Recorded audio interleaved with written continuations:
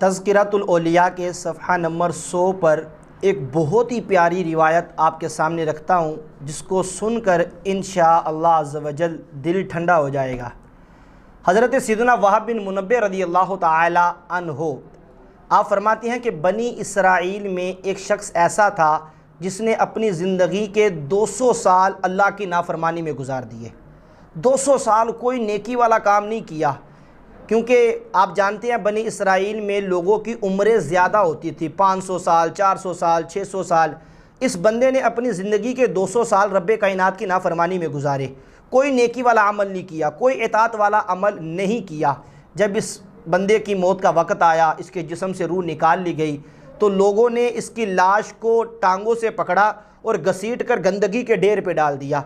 जब गंदगी के ढेर पे डाला, इस वजह से डाला कि ये बंदा तो बड़ा गुनाहगार है, इसने कभी अल्लाह की इताअत व फरमा बरदारी वाला वो कोई काम ही नहीं किया, हमेशा अल्लाह की नाफरमानी करता रहा है। ये इस लायक ही नहीं है कि इसके कफन दफन का इंतज़ाम किया जाए, इसको कब्र में उतारा जाए। लाश को पकड़ा, घसीटा, गंदगी के ढेर पे डाल दिया। जब ये अमल लोगों ने किया, रब्बे कायनात रब्बे ज़ुल जलाल ने अपने प्यारे पैगम्बर हज़रत मूसा कलीमुल्लाह अला नबीना व अलैहि सलात व सलाम की तरफ वही फरमाया, मेरे प्यारे मूसा, मेरा एक बंदा गंदगी के ढेर पे पड़ा हुआ है, आप जाइए उसको उठाइए, उसके कफन दफन का इंतज़ाम करें, उसे गुस्ल दे, उसे कब्र में उतारे।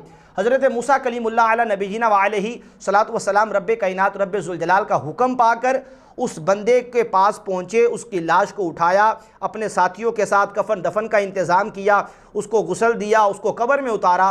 तो लोगों ने अर्ज़ किया, या नबी अल्लाह, आप ऐसा क्यों कर रहे हैं? ये बंदा तो बड़ा गुनाहगार था, इस बंदे ने अपनी ज़िंदगी के 200 साल अल्लाह की नाफरमानी में गुजार दिए, इसने कोई अताअत व फरमा बरदारी वाला काम नहीं किया, इसने रब को राज़ी करने वाला कोई काम नहीं किया। ये इस लायक नहीं कि इसके कफन दफन का इंतज़ाम किया जाए, इसको कब्र में उतारा जाए। हज़रत मूसा कलीमुल्लाह अला नबीना व अलैहि सलात व सलाम फरमाने लगे, ए लोगों, मुझे रब्बे कायनात ने हुक्म दिया है, मैं रब के हुक्म की तामील कर रहा हूँ। जब कफन दफन कर लिया गया, उसे दफना लिया गया, हज़रत मूसा ने रब्बे कायनात रब्बे ज़ुल जलाल की बारगाह में अर्ज़ किया, मालिक व मौला, लोग तो इसके बुरे होने की गवाही दे रहे हैं।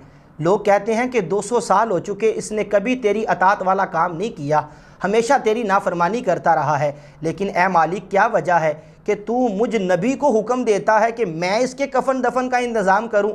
इसकी वजह क्या है? रब्बे कायनात रब्बे ज़ुल जलाल ने हज़रत मूसा कलीमुल्लाह अला नबीना व अलैहि सलात व सलाम की तरफ वही फरमाया, मूसा, वाकई ये बंदा बड़ा गुनाहगार था, इसने 200 साल अपनी ज़िंदगी के गुनाहों में गुजारे, लोग सच कह रहे हैं। लेकिन मूसा, इस बंदे की एक अदा ऐसी थी जो मुझ रब्बे कायनात को बड़ी पसंद थी। जनाब मूसा कलीमुल्लाह अला नबीना व अलैहि सलात व सलाम ने अर्ज़ किया, बारी ताला, वो अदा क्या थी? रब्बे कायनात ने फरमाया, कुल्लमा नशरत तौराता, ए मूसा, जो मैंने तुझ पे तौरात नाजिल की है ना, ये बंदा जब जब उस तौरात को खोलता था, व नज़ारा इला इस्मी मुहम्मद, इसकी नज़र मेरे आखिरी नबी मुहम्मद मुस्तफ़ा के नाम पे पड़ती थी। जब मेरे नबी के नाम पे इसकी नज़र पड़ती थी, क़ब्बलहू, ये मेरे नबी मुहम्मद के नाम को चूम लेता था, व वदअहू, और चूम के उसको अला ऐनैहि, अपनी आँखों पे रख लेता था, व सल्ला अलैहि, और मेरे नबी की ज़ात पे दुरूद व सलाम पढ़ा करता था।